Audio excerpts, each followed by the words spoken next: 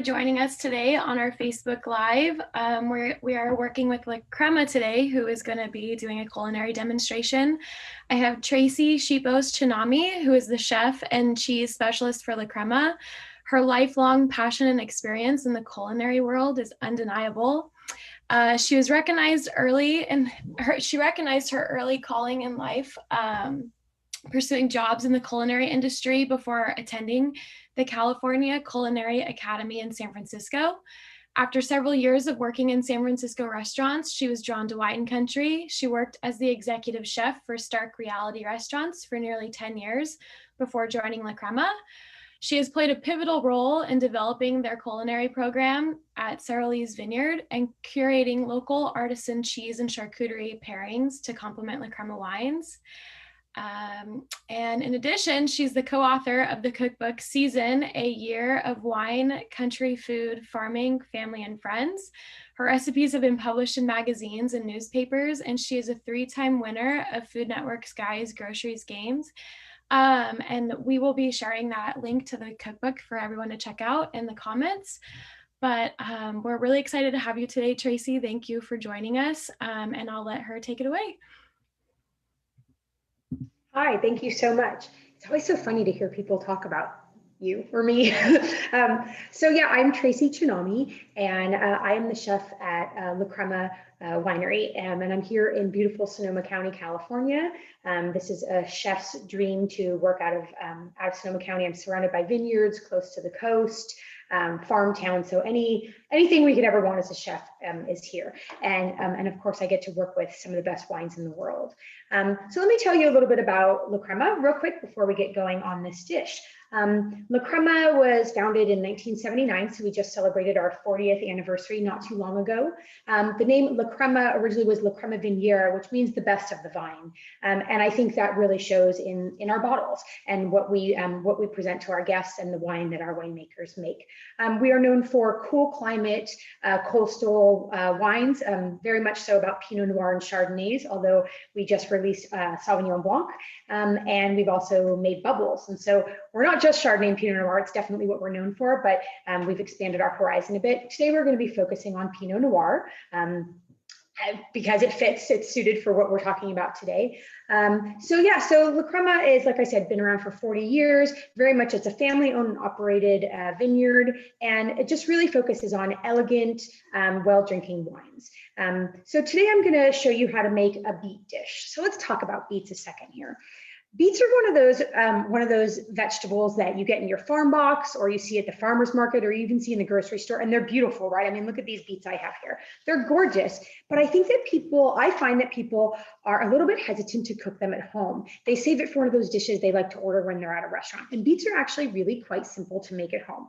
So it's one of the reasons I wanted to share this dish with you today, because I would like to show you how easy it is to cook beets at home. This is a recipe out of my cookbook, Season, A Year of Wine, Country Food, Farming, Family, and Friends. Every recipe is paired with wines, and so this is a recipe that I really love because we're lucky enough to grow beets year round here in Sonoma County, and so throughout the year, what we prepare them with changes based on the season. And we're right at the beginning of spring, and so this dish has strawberries in it, which I get so excited about when we start to get strawberries popping, and so. The other great thing about beets is that there are different types of beets. So I wanted to just really quickly show you. So we've got red beets right here, golden or yellow beets, and these ones are called chioggia or candy stripe beets. And I'm just going to take a second and cut into these because I think that the outside of beets are really cool looking, but then once you get a chance to cut into them and see the center, right? I mean, this beautiful red color here. The golden ones have these, you could see like the edges and the striping. And then these ones are really cool. The chioggia or the candy cane have those stripes like candy canes. Very, very cool. So the first thing you want to do with beets when you get them is you're going to trim off the leaves. Let me set this aside, right? So you've got these leaves. You're just going to trim them. So there's just a tiny bit left at the top there. It holds them together. And we're going to put them in a container, a baking dish I have over here. And in the baking dish, I have some oil and some water. Now, here's the next thing. Don't throw these out. These beet greens are delicious. Think of them, they're similar to like chard or even, kale when you cook them. These are delicious, just sauteed up really quickly with some olive oil. So don't discard these.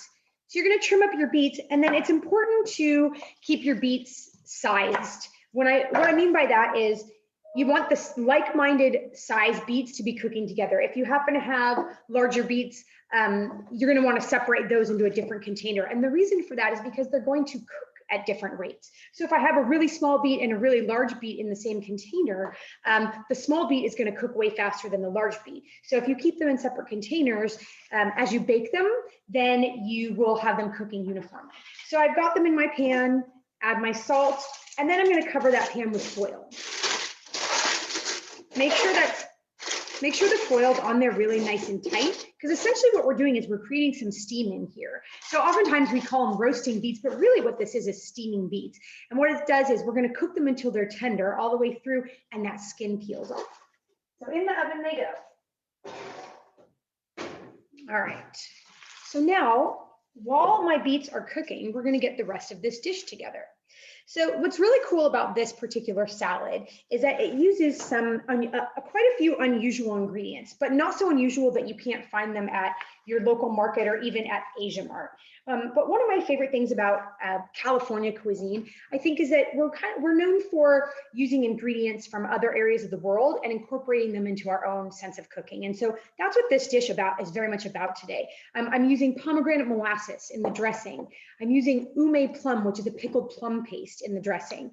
I've got shiso leaves, which is this beautiful, almost like Japanese style fresh mint, sesame seeds. This is a cool ingredient called wondra. This is a really fine flour that I'm going to toss my leeks in to fry them. So again, these are all things that I can find at my grocery store, but they're a little bit unique and different. So if you're making this dish for friends or family, it's a way to kind of impress them with something very unusual. All right, leeks. This is a leek right here. Again, I think this is an ingredient that people see and they just don't know what to do with it. And I love them fried. So what you're going to want to do is cut off that top green part of the leek, like so. And then you're going to trim off the end too, that root end. And now I've got this leek right here. And you're going to take a second and cut it completely in half. All right, so now I've got these beautiful leeks and they're rounded. So what I do is I kind of pull out that center core. We can use that, but this part is I want to lay this down. Leeks can also be very dirty. You can see because they grow underground. So kind of right where that stem, the green part goes into the kind of lighter green part, that green part is what's coming out of the ground. So, so this part that's underground can be quite dirty. So you're going to want to trim some of that off, and then you're going to want to rinse these really well. So, but first you're going to cut them because you're going to get the shape that you want. So I take that part of the leek and I lay it down flat on my cutting board. And then I'm just going to cut them in what I call like a thin julienne. You're going to want to get these as thin as you possibly can. And again, uniform, because we're going to fry these. This is going to be some really great texture on top of our beet salad. So if you cut them in a non-uniform way, they're going to fry very unevenly. Now I've taken that center part out. I'm going to do the same thing. I'm going to take the very center part out of the center part and do the exact same thing with this part of the leeks. Right? These are super fragrant. They're like a subtle oniony flavor or smell. Right? So I've got these leeks, and let's just pretend that I washed them already. So here's one of the tricks with washing leeks. You're going to put them in cold water and agitate the water a bit, but then when you take the leeks, don't dump it out, because essentially all the dirt that are in the leeks are going to fall to the bottom of your bowl. So if you dump it out, that dirt will fall right back on top of your leeks. So what you're going to want to do is gently lift them out. And just for the sake of what we have going on today, I'm not going to get them wet, because another thing that's really important is to dry them off. So after you have your leeks cut and washed, you're going to lay them out on paper and let them dry off really well before you go into the bowl with that wondra flour. Just going to toss that in there. So I have a little pot behind me that I've been heating up some oil to about 300, 325 degrees. I think a lot of people have fryers these days at their house. And I think this is worth it to pull the fryer out. Oh, there we are, right? This is worth it to pull the fryer out. But again, let me talk about this wondra flour again. This is such a cool ingredient. This is a really, really fine flour. So it's sometimes used to like thicken gravies because it's so fine it dissolves really fast. If you don't have Wonder Flour, you can use rice flour as well. But what it does is it still clings to the outside of the leeks, but it's super fine and gentle. So it doesn't make it heavy. This isn't like a tempura or coating that way. It's just a really, really light coating. So I'm going to walk these over here and I'm going to do a quick fry on those leeks. I'm just going to lift them right out of the Wonder Flour. You can hear them sizzling. Oh, yeah. Lovely. So like I said, you want this temperature to be at about, you want this to be at about 300, 325. So it takes a few seconds to fry, but you don't want it to get too dark too fast or else your leeks won't cook. And then you'll have this kind of fried on the outside, raw on the inside texture, which is not what we want. We want the leeks to be cooked, so it's that subtle onion flavor as opposed to that raw onion flavor. And then a nice golden brown on the outside. That is beautiful.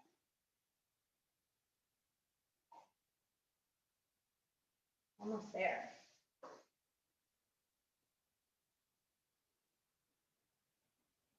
Nice.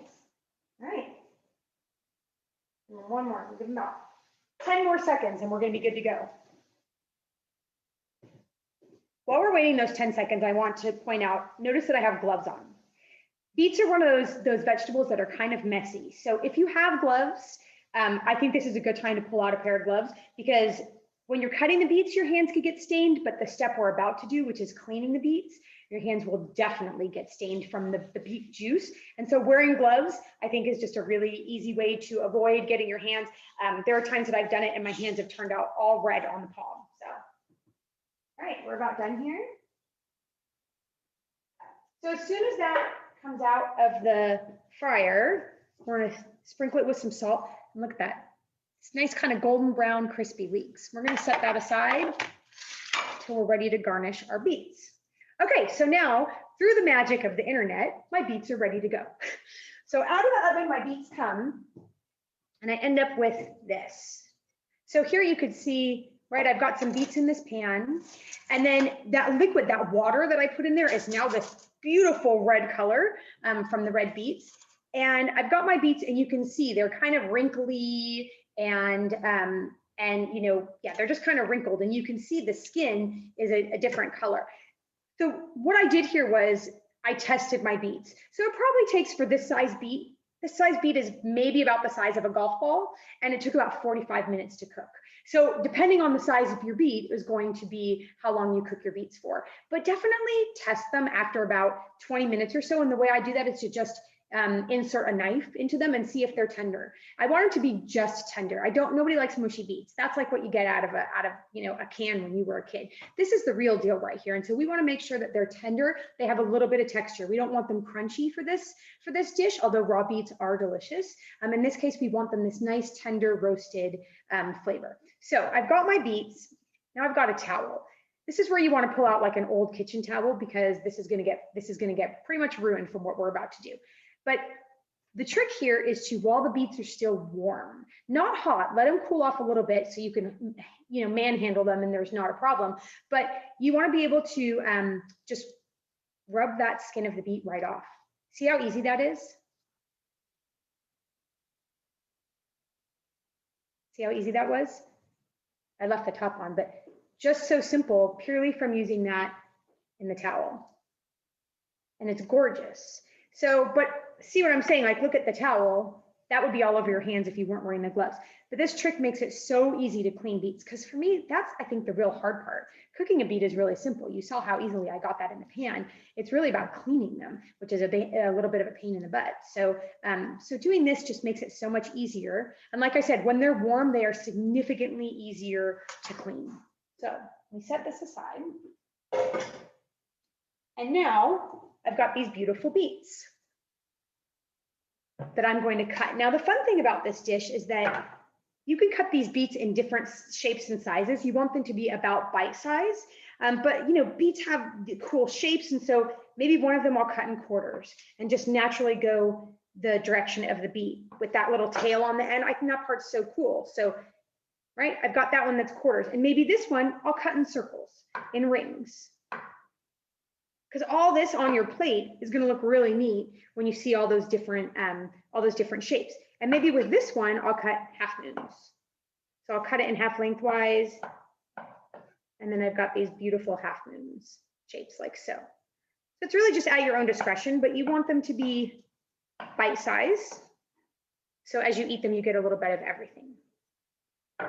So now let's talk about this next part of the dish, which is the dressing. So this dressing, like I said, has some really cool ingredients. We've got pomegranate molasses, we've got pickled plum, we've got an ingredient called verjus, which is like a mild vinegar made from grapes, the press of kind of underripened grapes, and then strawberries. So I don't know about you, but when I buy a basket of strawberries, normally I actually eat them all in one sitting right when I get them. But if any of them linger around for a day or two, you end up with a few that are bruised. And in this salad, we want the strawberries that are actually in the salad, the presentation ones, to be the beautiful strawberries. But the ones that have a little bit of bruise, you're going to save those and you're going to make salad dressing out of them, because oftentimes the bruised ones, they're really super sweet still too. Maybe they're a little bit overripe, which are really sweet. They're just not quite as pretty. So don't just throw those out. You can use them in your salad dressing. So I've got my little hand blender here where I put in my verjus, my pomegranate molasses. I've got a little bit of red wine vinegar in here, some soy sauce, sesame, and rice oil. And then I have a bit of tahini in here as well, which is sesame paste, often found in hummus. The thing about all these really interesting ingredients that are in this dressing, again, all things that are readily available, but you've got some tangy, you've got some richness, you've got a little umami from the soy sauce, you've got a little bit of texture, and richness from the tahini. So a lot of really cool ingredients in here. And then of course, those strawberries. So we're gonna take a quick second and just blend them.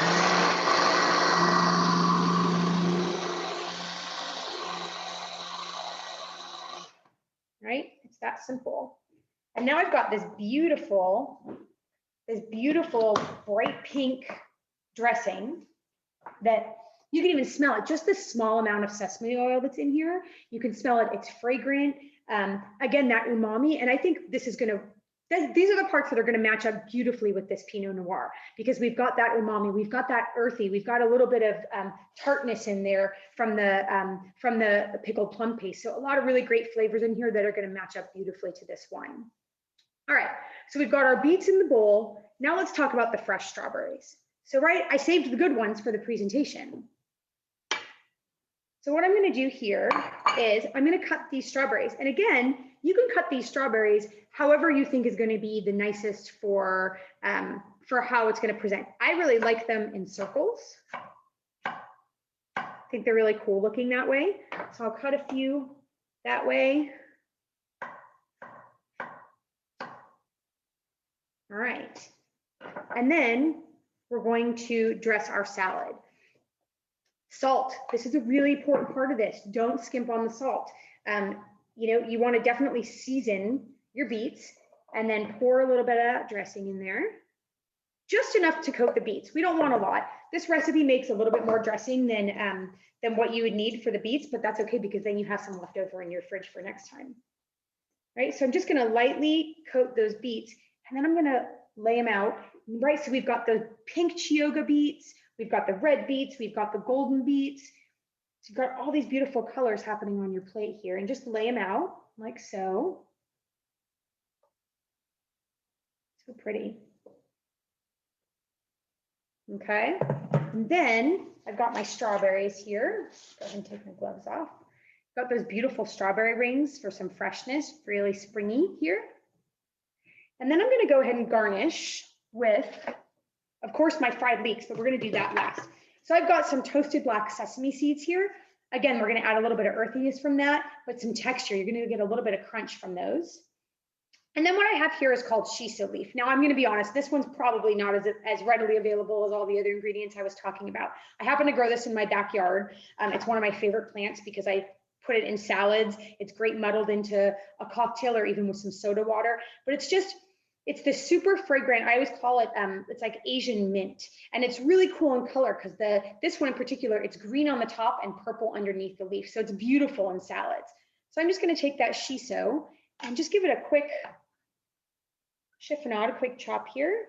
because it's also fairly powerful in flavor. It's got this nice kind of brightness and acidity from there too. And then don't forget those beautiful leeks right there on top, like so.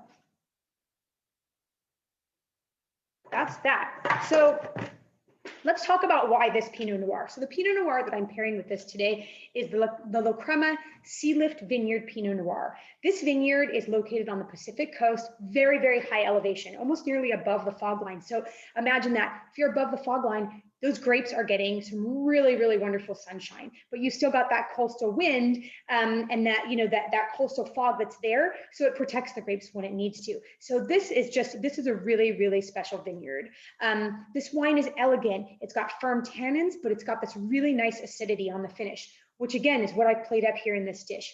Beets and Pinot Noir are just a natural pairing by themselves. Beets have a little bit of an earthiness to them. Pinot Noir tends to have a bit of an earthiness to it. But then when you play up some of that acidity in the dressing and then a little bit more of that umami and earthiness from the sesame seed, it really is going to bring out some beautiful, beautiful flavors in this Pinot Noir. So, do we have any questions? I powered through that. No questions. No questions. Looks absolutely delicious, Tracey. Thank you. We have a question here. What could you replace with the, I forget the name of the umami, the leaves on the top? Oh, so the question was, what can you replace the shiso with? Which is a good question because like I said, I know that shiso is not as readily available. I would replace it with mint. It definitely has that herbaceous quality to it. It's not quite as strong as mint. So I wouldn't go like peppermint, which is really strong, but a milder mint. You could even do basil in this salad. If you can get your hands on like some Thai basil, the purple basil, that would be great in this salad too. And basil tends to have, it's a little bit sweet, but it's also got a little bit of a savory element to it, which I think would be wonderful. Wow, I love it. So again, this is a recipe that's out of my cookbook, Season a Year of Wine Country, Food, Farming, Family, and Friends. Like I said, every recipe is paired with wine. So it's, we just kind of lead you right to it. So if you love wine and you love food, this is a great book for you to have, and it's also quite beautiful. Again, talking about La Crema at Sara Lee's, we are open. We've got a beautiful patio that you can come join us and sit at. We do cheese and charcuterie pairings. So there's really a lot of opportunity to come and visit us here in Sonoma County. If you've never visited us, we'd love for you to come visit us. You can go to lacrema.com to purchase any of the wines, including this Sea Lift Vineyard. But we'd really love for people to come see us, taste our wines, see what we're all about, because it's just gorgeous here. And like I said, it's springtime, and so things are just popping. It's just visually beautiful out already. The weather's starting to warm up. We're surrounded by vineyards, but it's really cool because this time of year, we get a lot of mustard that grows in between the vineyards. And so everywhere you drive right now, you just see this beautiful bright yellow. So it's a very cool place to come and visit. Thanks so much for joining us, Tracey. Thank you for having me. Hope you all, feel like the demystification of cooking beets, and now you all can feel like you can cook beets at home and enjoy it with your La Crema Pinot Noir. Absolutely. Cheers. Cheers.